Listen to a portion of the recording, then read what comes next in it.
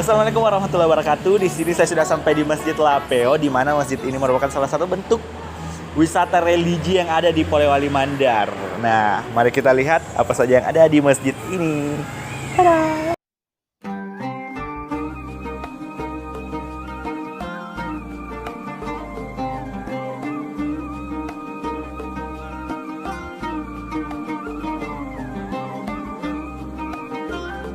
Masjid Nurut Taubah atau dikenal Masjid Lapeo terletak di Desa Lapeo, Kecamatan Campalagian, Kabupaten Polman di pinggir Jalan Poros Provinsi Polewali, Majene.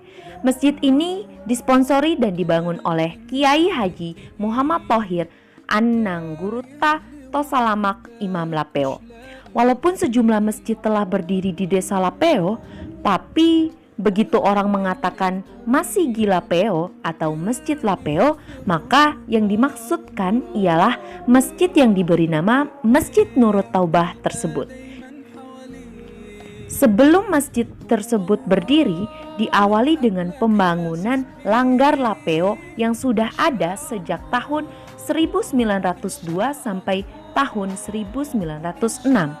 Pembangunan Masjid Lapeo yang lama dari tahun 1906 sampai 1916. Sekarang Masjid Lapeo masih mengalami renovasi dan dikatakan sebagai pembangunan Masjid Lapeo baru. Awalnya Masjid Lapeo dinamakan Masjid Jami, kemudian berubah menjadi nama Nurut Taubah yang artinya cahaya taubat. Dinamakan taubat karena masyarakat Lapeo dikenal sebagai penyambung ayam, peminum tuak, dan lain sebagainya. Kemudian mereka itu bertaubat.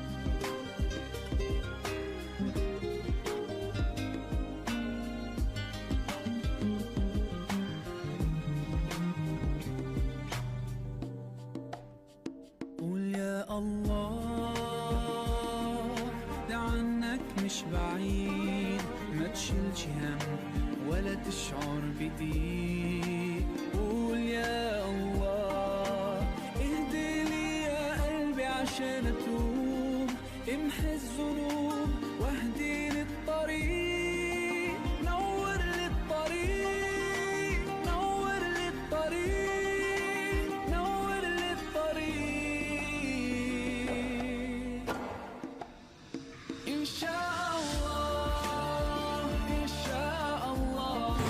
Oke, di sini saya sedang berada di depan makam Kiai Haji Muhammad Thohir, merupakan imam pertama di Masjid Lapeo ini.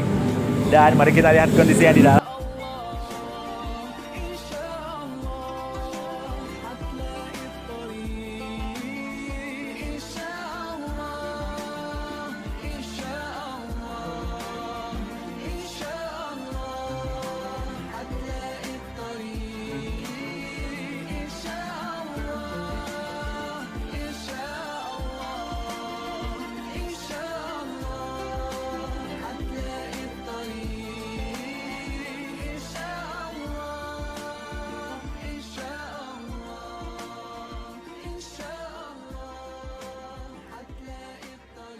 Anangguruta Haji Muhammad Thohir Imam Lapeo atau lebih dikenal dengan Imam Lapeo atau Tosalama, lahir di Desa Pambusoang, Kecamatan Balanipa, Kabupaten Polewali, Mandar, Sulawesi Barat, Indonesia pada tahun 1838 Masehi.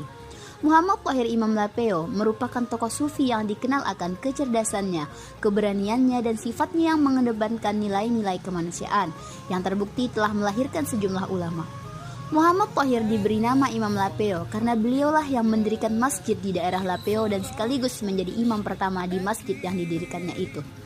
Beliau dikenal juga dengan sebutan Kanai Tambul atau kakek dari Istanbul karena beliau pernah menuntut ilmu agama hingga ke Istanbul, Turki.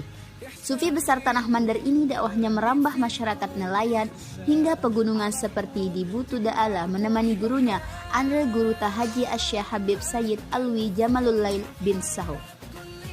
Perjalanan hidupnya sepenuhnya diabadikan untuk ilmu dan umat. Ada 74 karomah atau kelebihan dalam kisah hidup Imam Lapeo yang ditulis oleh cucu Imam Lapeo sendiri yaitu Syarifuddin Muhsin.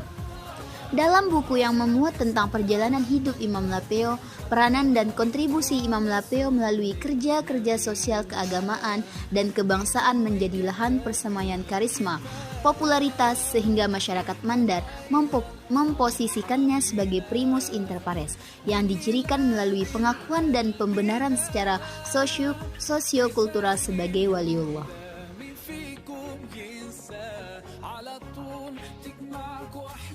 Gerakan dakwah Muhammad Thohir lebih menonjol pada aspek karamah dan kewaliannya. Hal itu sangat kuat mengakar pada masyarakat Mandar. Saat dakwah ke daerah Mamuju, ia diangkat menjadi qadi kerajaan Tapalang. Jejaring Muhammad Thohir dengan ulama-ulama di Jawa seperti Syekh Khalil Bangkalan dan Mbah Mahsyum Lasem terhubung oleh guru dan sahabat Muhammad Thohir, yakni Habib Alwi bin Abdullah Al-Syal. Imam Lapeo menebar keagungan Islam dengan jalan dakwah melalui lembaga-lembaga pendidikan. Proses pengetasan kebodohan masyarakat Mandar kala itu dilakukan dengan cara membuat pengajian-pengajian kecil. Tapi dari hari ke hari, muridnya semakin bertambah. Kemudian, dengan dibantu oleh para murid setianya, maka berdirilah sebuah lembaga pendidikan yang berlokasi di samping Masjid Nurut Taubah Lapeo. Nantinya di lokasi ini berdiri lembaga pendidikan yang bernama MTS DDI Lapeo Kecamatan Campalagian dan kemudian meleburkan diri menjadi lembaga pendidikan yang bernaung di bawah Yayasan Darud Dakwah wal Irsyad di tahun 1972.